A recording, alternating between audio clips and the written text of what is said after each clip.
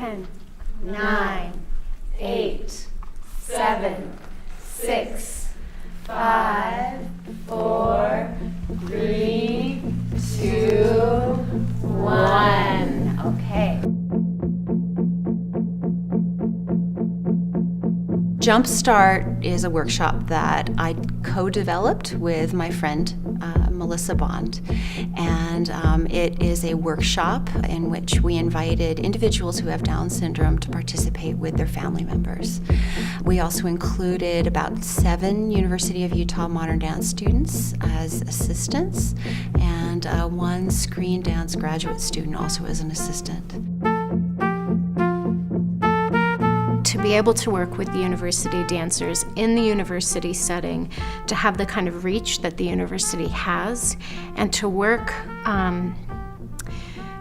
as a community with also a population that we inherently are completely soft in the heart about. So there was no question. I said yes and yes and yes.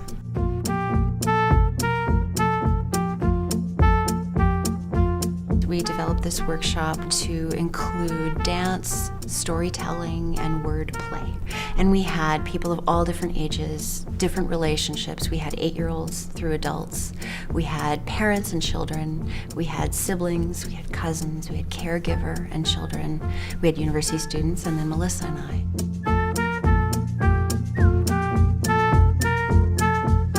It's not about teaching a particular style.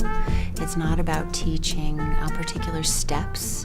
It's about providing an opportunity in which all of the participants can move how they want to move. 1, 2, 3, 4! 1, 2, 3, 4! 1, 2, 3, 4! 1, 2, 3, 4! Freeze! Jerome, give me another number. 10.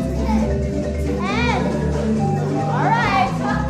We're going to go all the way to 10, and then we'll freeze all the way to 16. You ready?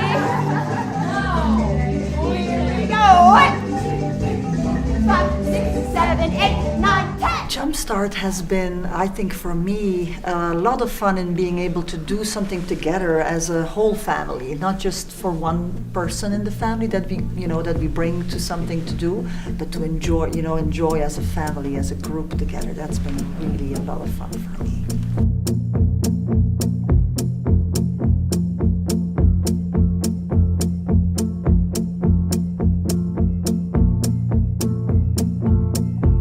The storytelling component was a way for the families to create stories together. One of the favorite pieces was creating on Halloween. We did make a Halloween pie. And there are some things that you need to consider.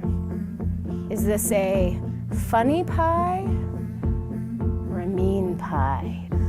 What kinds of things can this pie do, and what would happen if you actually ate it? Everybody added ingredients.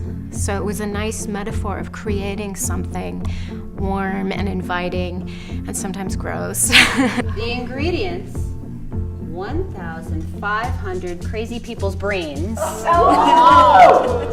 And we're making it up in the haunted tree house. Over a gigantic boiling cauldron. Of marshmallows. Of marshmallows.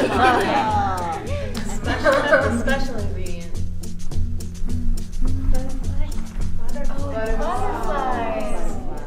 As a way to creatively connect people as they traveled together through the space. Everyone got to pick out of a hat a piece of paper that had a part of their body on it, and they had to connect with a partner by touching that body part.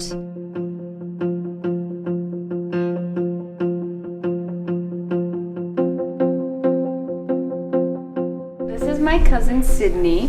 She is 12 years old. We've come to dance class for the last 10 weeks together, and we've really loved coming together. Every Tuesday we know it's dance day, and every time when I drop her off, she says, "Thanks for taking me dance." So she loves coming to dance with me. Having Sydney in my life is a great blessing. She brings joy to me. She has a special spirit.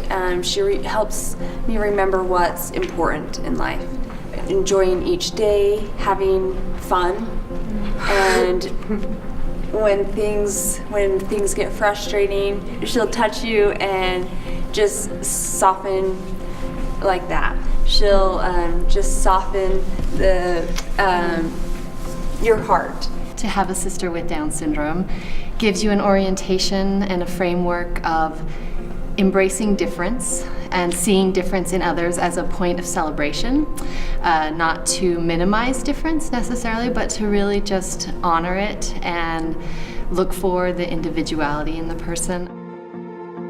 My particular family comes from a very high-paced, ambitious, we got a lot of stuff to get done, and I think that Melinda helped us really put that in a different framework about what's most important to get done. And Melinda doesn't have a problem with time. You don't have a problem with time. I have a problem with time. I think one of my favorite moments, we were telling a story about a time that you laughed really hard with your family, and I was with Jerome and his family, and they were telling this hilarious story, and we're all just rolling on the ground laughing. And it was this huge realization for me of, this isn't us giving something to them or creating an opportunity for them. It's these families opening their doors. I think one of the favorite things, because we did it every single time and it became a refrain for the class, was at the very end, everybody would get into a circle, and Pam would put the song on, and everybody, after the first couple of times, they knew that what we were doing is something called passing the love.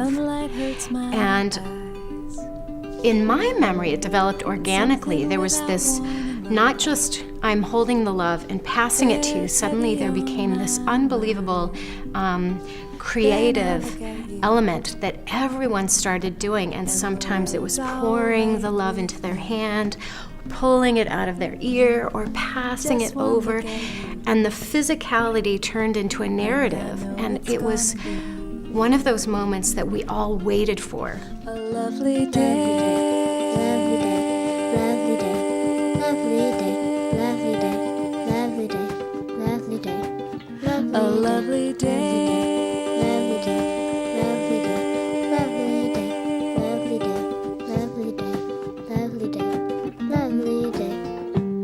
When the day that lies ahead of me, it seems impossible to face, and someone else instead of me always seems to know the way. Then I look at you, and the world's all right with me.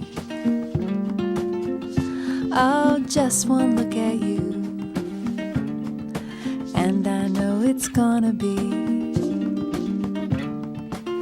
a lovely day. Lovely day, lovely day, lovely day, lovely day, lovely day, lovely day, a lovely day. There's something about having a child with Down syndrome that is a call to action. That's a call to growing up. That's a call to doing things differently and understanding things differently, and acting on those nuances. Lovely day, lovely day, lovely day, lovely day, lovely day, lovely day, lovely day, lovely day, lovely day.